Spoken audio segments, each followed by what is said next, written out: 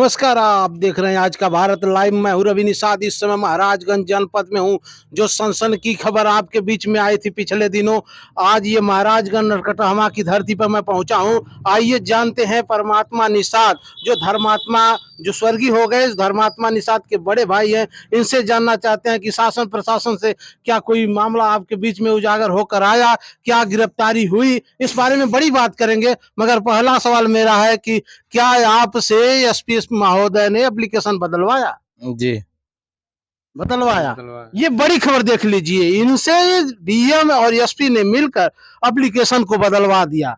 क्या आपको सरकार में मंत्री है डॉक्टर संजय निषाद, उससे मंत्री रहते हुए आपको न्याय मिल पाएगा? जी बिल्कुल न्याय मिलेगा, क्यों नहीं न्याय मिलेगा। न्याय मिल पाएगा? अभी तक न्याय मिला? आज तो लगा के बैठे ना माननीय योगी जी से। क्या योगी जी के कोई प्रतिनिधि मंडल आपके बीच में आया? अभी तक तो नहीं आया। तो कैसे आस लगाए हैं? सरकार उनकी है, जांच उनकी है, सब कुछ विशेष उनकी, सब कुछ है उन्हीं की है। जी जी। आत्महत्या करने से पहले परमात्मा निषाद ने अपने फेसबुक आईडी पे, जो सुप्रीम कोर्ट का डायरेक्शन है कि फेसबुक आईडी या कोई नोटबुक बनाकर कोई आत्महत्या कर लेता है, जिनका नाम होता है वही मुख्य आरोपी होता है। क्या प्रशासन ने मुख्य आरोपी बनाया? कितने लोगों का नाम फेसबुक आईडी पे धर्मात्मा जी ने पोस्ट किया था? जो 4 नाम पोस्ट किए थे वो 4 लोगों की मान लीजिए कार्रवाई होनी चाहिए थी। अब तक कोई कार्रवाई भी नहीं हुई। जो परिवार वालों की मांग थी, कोई मांग पूरी हुई? कोई पूरी नहीं होने की लिपापोती किया जा रहा है, पूरी कहाँ हुई भैया? कोई भागते हैं, बोल नहीं पा रहे हैं। इनके साथ में जो समाज के लिए सर्वोच्च न्यौछावर कर देने वाले राजा निषाद हैं, जो आज निषादों की पॉलिटिक्स में एक नया चेहरा उभर कर आया। धर्मात्मा निषाद के परम दोस्त कहे जाते थे, आज धर्मात्मा निषाद की आत्महत्या जो हुआ है, उनके बहुत ही सहयोगी बन के उभरे राजा निषाद। आइए, मैं आपका अपने चैनल पे स्वागत करता हूँ। सभी दर्शकों को बहुत बहुत धन्यवाद।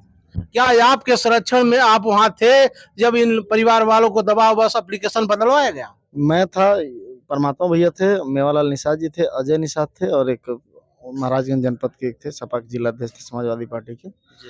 हम लोग 5 लोग थे और घुमा फिरा के डीएम साहब ने इन प्रकरण में एप्लीकेशन सुने हैं आपको डीएम ने धमकाया? बिल्कुल धमकाया हमको। तो डीएम साहब कहे कि नेतागिरी मत करो। हम एक्चुअली में यही धर्मात्मा भाई का प्रकरण, चूंकि ये सामाजिक थे और भी जितनी पूर्वांचल में जहाँ मेरी क्षमता है, कुशीनगर से लेके मेहदावल से लेके और हत्याएं जहाँ जहाँ हुई, मैं जहाँ के संबंधित अधिकारियों से बात करने के, अपने समाज को न्याय दिलाने के लिए संघर्ष निरंतर कर रहा हूँ। लेकिन धर्मात्मा भाई का जाना बेहद हमको दिल को झकझोर दिया, चूंकि ये भी हमारे ही तरह थे। ये भी अधिकारियों से बड़ी मुखरता से अपनी बात रखते थे, लेकिन इस तरीके से इनका सुसाइड करना बहुत खल गया हमको कि एक मेरा भाई चला गया। मान के चलिए, जैसे कुर्सी के 4 स्तंभ होते हैं, तो एक टूट गई कुर्सी का पैर ना, तो ये समाज अब युवा इस लड़खड़ा गए हैं, तो इनको संभालना जरूरी है। आप पेशे से एडवोकेट भी हैं, क्या डॉक्टर संजय मंत्री पद रहते हुए न्याय परिवार वालों को मिल पाएगा क्या? नहीं, बिल्कुल हम लोग संविधान और लोकतंत्र को मानने वाले लोग हैं। हम लोग को नहीं मिलेगा न्याय तो हम लोग हाई कोर्ट, सुप्रीम कोर्ट की तरफ रुख करेंगे, लेकिन इनको छोड़ेंगे नहीं। जो सुसाइड नोट लिख के गए हैं धर्मात्मा भाई, कितने लोगों का नाम उन्होंने? 4 लोगों का, डॉक्टर संजय निषाद, प्रवीण निषाद, श्रवण निषाद, जयप्रकाश निषाद। जयप्रकाश निषाद पे तो एनसीआर हुए, गिरफ्तारी हुई कि नहीं? बड़ी खबर देखने को आ रहा है, अभी तक गिरफ्तारी नहीं आई है। जानते हैं राजा निषाद से? उनकी कोई उस दिन बोले थे डीएम साहब कि मैं सीओ मैडम बोले कि तुरंत मैं इसकी गिरफ्तारी करवाती हूँ, और अभी तक कोई गिरफ्तारी नहीं हुई है। कितने दिन हो गए घटने के? अरे आज 10 दिन तो हो गया। 8 दिन। आज 10 आए, देखिए बार भी छिलाया हुआ, अभी तक गिरफ्तारी नहीं हुई। ऐसा है, सरकार उनकी है, जितना वो दबा सकते हैं दबाएं। हम लोग भी पीछे हटने वाले नहीं। ये लड़ाई आर पार की होगी, ये समाज अब देखेगा, और हम लोग बख्शने वाले नहीं है। जिंदा रह गया तो इनके माथे तक पहुंचा दूंगा। क्या राजा निषाद व परमात्मा निषाद दोनों भाई भाई है? क्या इनका अगला स्टैंड क्या होगा? अगला स्टैंड ये होगा, हम लोग न्यायालय की तरफ रुख करेंगे। सरकार अगर हमारी बात नहीं सुनेगी, अगर न्यायालय भी नहीं सुनेगा, तो निश्चित तौर पे कोई गलत कदम उठाना पड़ेगा। क्या सरकार के जो प्रतिनिधि बन के आए थे उस समय, जिस दिन धर्मात्मा निषाद ने आत्महत्या कर दी, जो आपके लिए मांगे थे, कोई मांगे पूरी हुई? अभी तक कोई मांगे नहीं पूरी हुई है। उन्होंने कहा था जमीन का आवंटन पट्टा 2-3 दिन के अंदर कर दी जाएगी, और इनकी नौकरी की बात हुई थी कि भाई 10-15 दिन के अंदर इनको ज्वाइनिंग लेटर हो जाएगा, आवास वास सारी चीजें, लेकिन अभी कोई ऐसा जिम्मेदार अधिकारी आके इनको आश्वस्त भी नहीं किया, तो माना जाएगा कि लिपापोती कुल मिला जुला एक के। और आपसे सवाल मेरे भाई, आत्महत्या करने के बाद जो सूचना आई, डॉक्टर संजय ने अपना स्टैंड रखा है कि 8:30 बजे धर्मात्मा निषाद ने आत्महत्या किया। परिवार वालों से पहले अजय और राजा कैसे पहुंचे? देखिए, परिवार ऐसा है कि एप्लीकेशन में टाइमिंग गलत हो गया था, क्योंकि परिवार हताश और निराश था। 8:30 का टाइम नहीं था, वो जब पोस्ट किए थे उसके बाद है कि घटना पोस्ट करके इन्हें सुसाइड किए होंगे।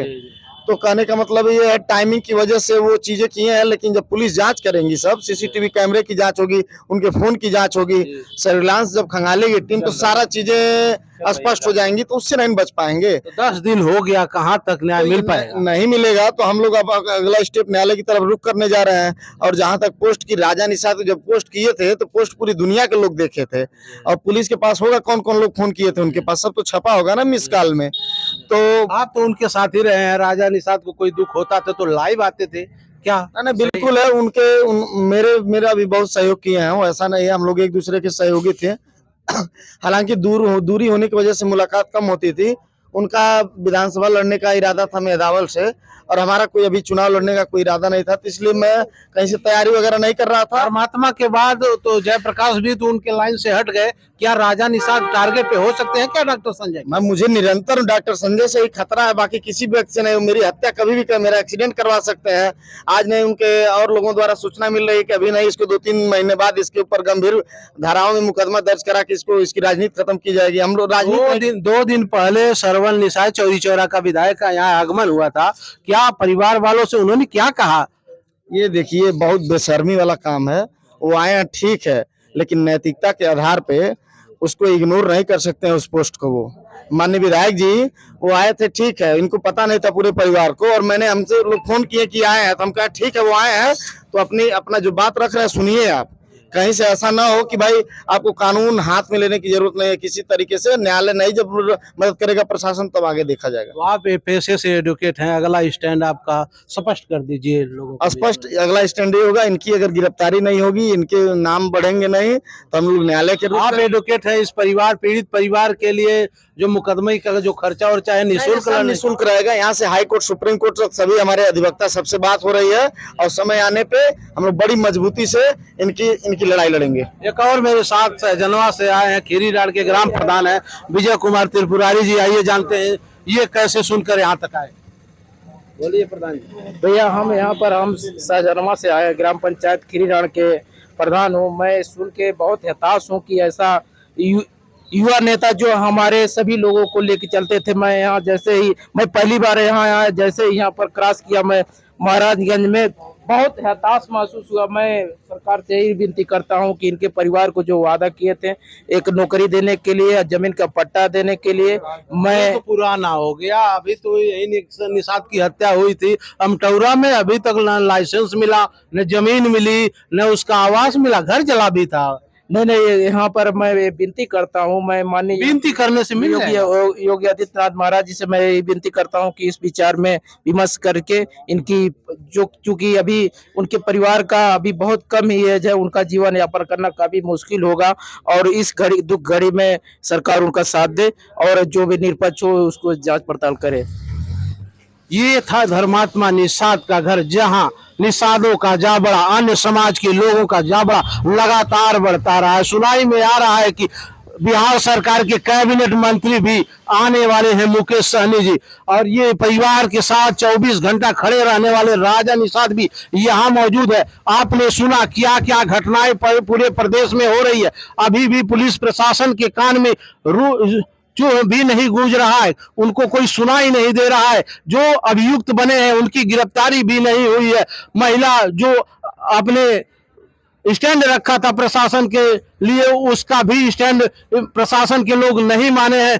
आए दिन लगातार चाहे विधायक सरवन निषाद के द्वारा धमकाया जाता हो, चाहे शासन प्रशासन के माध्यम से धमकाया जाता हो, ये परिवार पे लगातार दबाव बनाए जा रहे हैं। तो आप देखते रहिए आज का भारत लाइव रवि निषाद के साथ। नमस्कार।